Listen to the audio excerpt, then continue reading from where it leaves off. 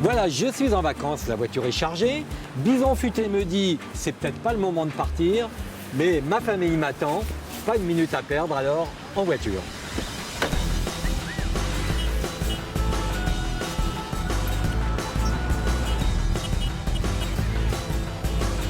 Eh bien pour l'instant tout va bien, pas de bouchon, pourvu que ça dure.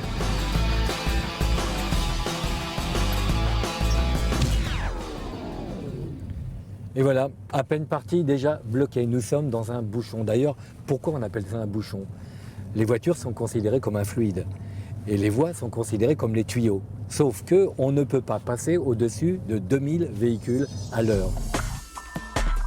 Des chercheurs japonais ont modélisé le phénomène des bouchons et l'ont même validé en réel en faisant rouler des voitures à vitesse et à distance réduite. Quoi que l'on fasse, le ralentissement est inéluctable. Et il suffit que l'une d'entre elles freine pour que cela déclenche une réaction en chaîne qui peut provoquer un arrêt total 10 km en arrière. La recherche étudie comment croiser les informations entre chaque véhicule pour mieux réguler le trafic. L'informatique embarquée mettant en relation les véhicules pour mieux les réguler sera la solution de demain.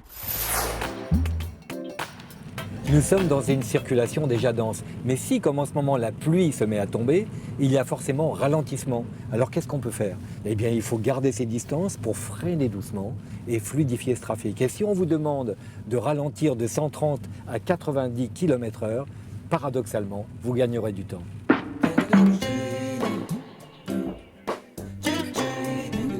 Aujourd'hui, jour de départ en vacances, on connaît les raisons de ces ralentissements, mais ça peut être des raisons tout à fait différentes, comme par exemple un accident qui se passe de l'autre côté de l'autoroute et les conducteurs, par curiosité, ralentissent et provoquent ainsi des embouteillages, ou alors des changements de fil continus qui provoquent là aussi des ralentissements.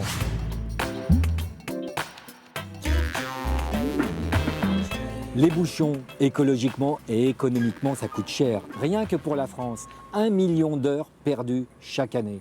Et aux États-Unis, ça représente 10% du produit national brut. Alors les solutions, elles existent, mais pas à l'infini. On ne peut pas multiplier sans arrêt les voies. Alors il faut réguler le trafic.